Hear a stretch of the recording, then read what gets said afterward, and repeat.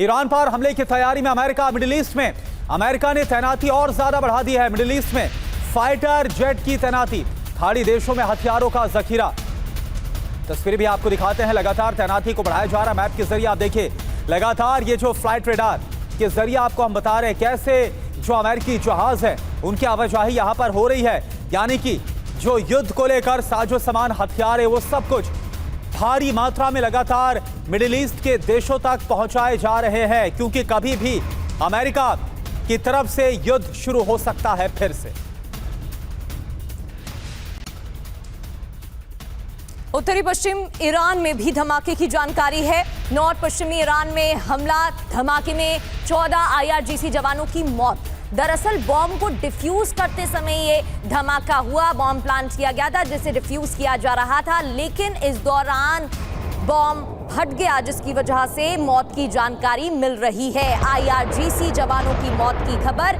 धमाके में 14 IRGC जवानों की मौत।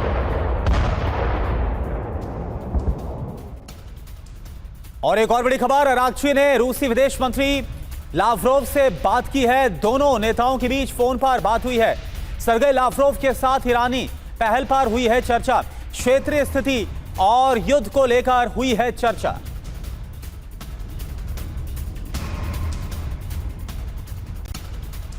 ईरानी नेतृत्व को लेकर डोनाल्ड ट्रंप का बयान। ईरान का नेतृत्व बिखरा हुआ है। ईरान में नेतृत्व में आपसी कलह है। ईरान नेतृत्व में 2-3 गुट हैं। डोनाल्ड ट्रंप की तरफ से पहले भी इसको लेकर बयान सामने आ चुका है। अमेरिकी राष्ट्रपति की तरफ से तब भी कहा गया था कि IRGC और सरकार के बीच मतभेद है। एक और बयान, ईरान नेतृत्व में 2-3 गुट हैं। तो खबर यह है कि अमेरिका और इजराइल ने ईरान पर हमले किए थे, तो ईरान फिर से अरब देशों पर हमले करेगा। IRGC का जंगी ऐलान क्या है यह भी आप समझ लीजिए। फिर हमले अगर हुए तो अरब देशों पर और बड़े हमलों को अंजाम दिया जाएगा। अमेरिकी सैन्य बेस वाले मुल्कों पर इस बार टारगेट होगा, फोकस होगा। सऊदी, UAE की ऑयल फील्ड टारगेट पर होंगे। कतर, बहरीन, कुवैत पर फिर से हमला होगा। प्रॉक्सी फोर्सेस से मल्टीपल अटैक कर सकता है ईरान। अब खतरा क्या है? अमेरिकी हमलों के जवाब में गल्फ कंट्री टारगेट पर है। ईरान की 60% ड्रोन मिसाइल क्षमता भी बाकी है। हमारे साथ मनीष झा बने हैं। मनीष, एक बात बताइए, अभी कल ही हम एक रिपोर्ट दिखा रहे थे जिसमें इस बात का दावा था कि अमेरिका को जो 40 दिन का युद्ध है उसमें 28 से 50 अरब डॉलर का नुकसान हुआ। अमेरिकी बेसिस का क्या हाल हुआ वो हमने दिखाया। मिडिल ईस्ट को कितना नुकसान हुआ। लगातार दबाव है कि अब युद्ध ना शुरू हो। अगर फिर से युद्ध शुरू होता है तो क्या लगता है कि इस बार मिडिल ईस्ट में बहुत बड़ी तबाही आने वाली है? देखिए, इस बात की काफी संभावना है कि इस बार जैसे ही युद्ध शुरू होता है तो उसमें काफी तबाही मिडिल ईस्ट में देखने को मिलेगी, और वो भी सिविलियन इंफ्रास्ट्रक्चर में, क्योंकि ईरान का जोर अब सिविलियन इंफ्रास्ट्रक्चर पर ज्यादा होगा, ताकि UAE पर, सऊदी पर, कतर पर, बहरीन पर, इन पर अब दबाव बने।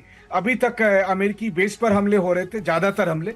तो वैसी स्थिति में, हालांकि ऐसा नहीं है कि UAE में ही, आप मान लीजिए दुबई और अबू धाबी के एयरपोर्ट को टारगेट करके हमले किए गए थे, जो कि दुनिया के सबसे बड़े एयरपोर्ट में से शामिल है। तो अब जो हमले होंगे, अब जो युद्ध होगा उसमें इस तरह एयरपोर्ट को या फिर पोर्ट को या जो बुर्ज खलीफा जैसे बड़े बड़े जो लैंडमार्क हैं उसको हमले किए जाएंगे। ये ईरान का प्लान है।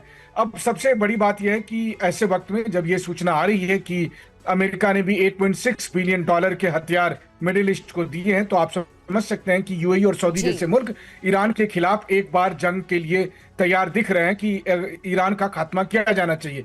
क्योंकि ये भी बात सही है कि उन्होंने ईरान की ताकत देखी है और उनको पड़ोस में एक मजबूत ईरान नहीं चाहिए, और इसीलिए वो चाहते हैं कि इस बार ईरान को कमजोर होना होगा, और इसीलिए आप ये सारा डिप्लॉयमेंट उस हिसाब से US का देख रहे हैं। बिल्कुल मनीष, और उसको लेकर तैयारियां भी देखने को मिल रही है। बहुत बहुत शुक्रिया आपका जानकारी के लिए।